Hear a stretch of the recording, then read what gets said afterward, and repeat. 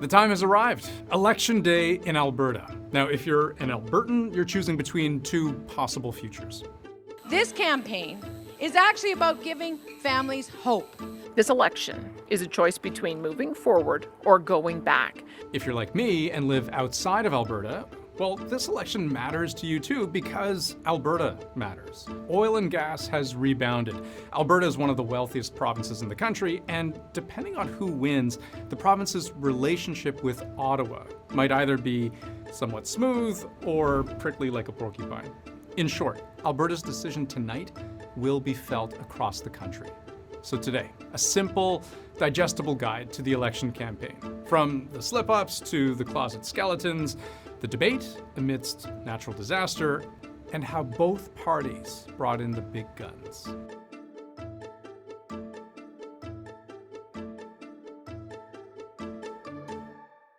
First thing, the campaign between Danielle Smith of the United Conservative Party and Rachel Notley of the NDP actually started with a man in the middle. Remember this guy? Alberta's been through some tough years since 2015, but the economy is finally hitting its stride again, and employment is booming. Yet that could all be derailed if the Notley NDP wins. The campaign would officially kick off on Monday, May 1st, making it a 28-day campaign. But just a few days in, a crisis that would threaten to derail everything. The province is in crisis mode at this hour. Officials declaring a province-wide state of emergency over an outbreak of wildfires they describe as unprecedented. Holy Alberta wildfires are so big and so fierce, they're causing even firefighters to run. Holy It's hot, it's dry, it's gusty, a perfect storm to fuel these wildfires. All it takes is a few sparks to ignite some truly frightening wildfires. These conditions have resulted in the unprecedented situation our province is facing today. There was this jaw-dropping stat that the 5-year average by this time of year for hectares burned due to wildfire in Alberta, it's something like 540.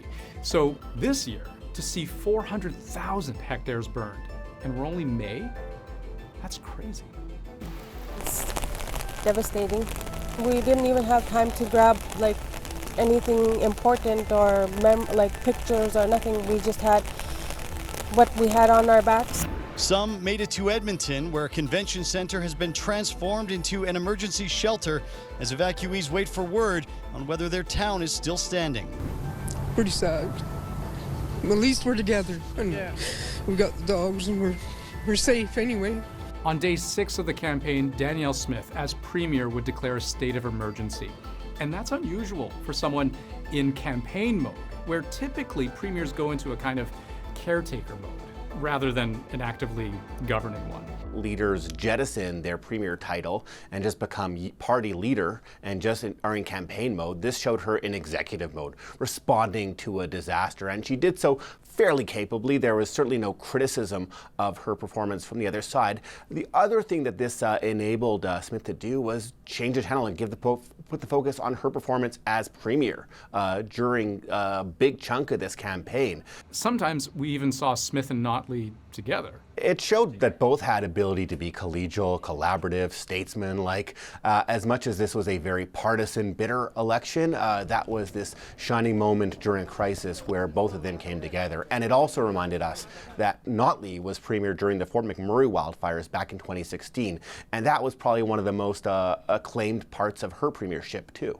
But campaigns are often not just about what candidates do, they're also about what they've done in the past. I don't know if you've had a chance to watch the Netflix series, How to Become a Tyrant, but it starts with Hitler in the first episode. That's Danielle Smith in 2021 on a podcast where she compares the vaccinated to Nazis.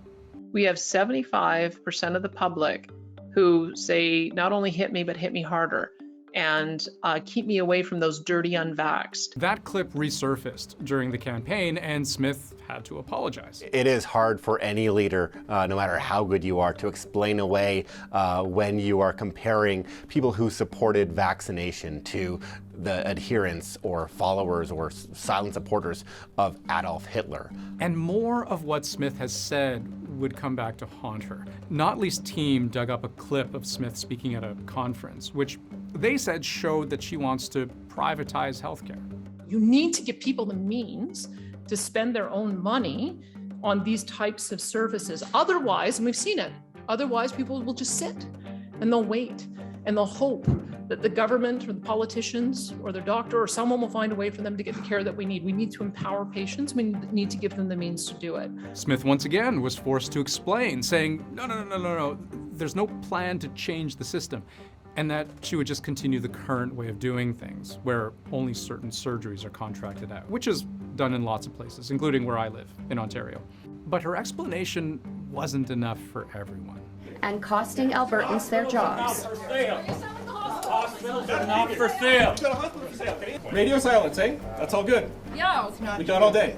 Then there was the fact that Smith had to preemptively exile one of her party's candidates from caucus in a leaked recording. And by this point, you're starting to see what kind of campaign this has been. UCP candidate Jennifer Johnson was speaking at an event where she said having transgender kids in schools was like adding feces to a batch of cookies. We can be top 3%, but that little bit of poop is what wrecks it. Days later, Smith basically disowned her, saying that if elected, she wouldn't be allowed to represent the party.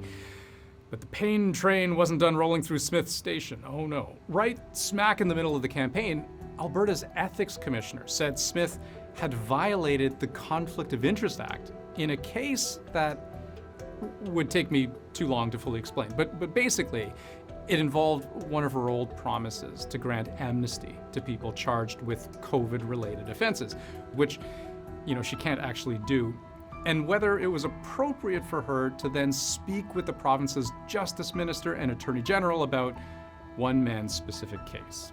Alberta's Ethics Commissioner released a report today that found United Conservative Party leader Danielle Smith violated the province's Conflict of Interest Act. In the video from January of this year, Pulaski discussed his criminal charges relating to the Coutts border blockade with the Premier. Once the process is underway, I can ask our prosecutors, is there a reasonable likelihood of conviction?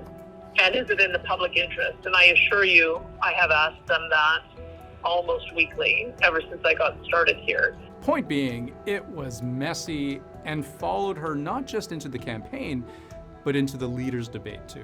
Ms. Smith, you were found to have broken the law in order to interfere with the system of justice. I am running on my record. Ms. Notley is running away from hers. Now, here's the interesting part. As much as Smith has been on the defensive, she's actually been polling better than Notley. At the start of the campaign, some polls had Notley ahead even by, as many as 10 points.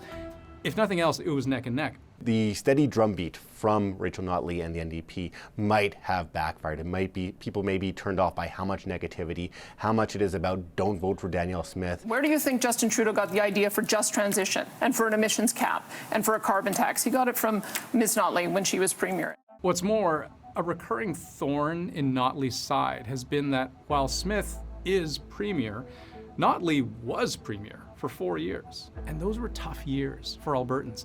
Energy prices dropped, deficits soared, and the UCP is constantly reminding voters of the 183,000 jobs lost. So, in today's economy, with Notley's record, bigger spending plan, a hike in corporate taxes, even when Smith missteps, there are plenty of voters who think the NDP is a worse choice. When you take a position of increasing business taxes, you're creating a lot of uncertainty in our sector. We now have more corporate income revenue than we have in our history, $6.4 billion. When you reduce taxes, you end up attracting jobs and investment and people. When you increase taxes, you chase it away. It seems like Albertans are able to put aside or put behind them the many controversies about Danielle Smith. A lot of voters say they don't trust Danielle Smith. They don't like Danielle Smith. That's what candidates get at the doors.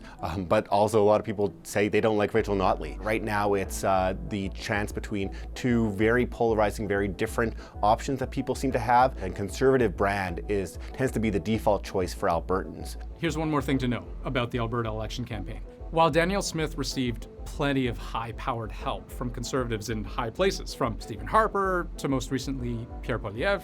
In other words, vote for Alberta, vote Conservative, vote early, vote now. Rachel Notley didn't quite get the same support. In a lot of ways, Alberta's NDP has long been NDP in name only. And while Smith took every opportunity to remind voters that Notley and Jagmeet Singh are politically related, Notley prefers to keep her distance. Thank you very much. The federal NDP position that Ottawa should stop subsidizing Alberta oil and gas altogether doesn't fly so well in that province. The big vote is tonight.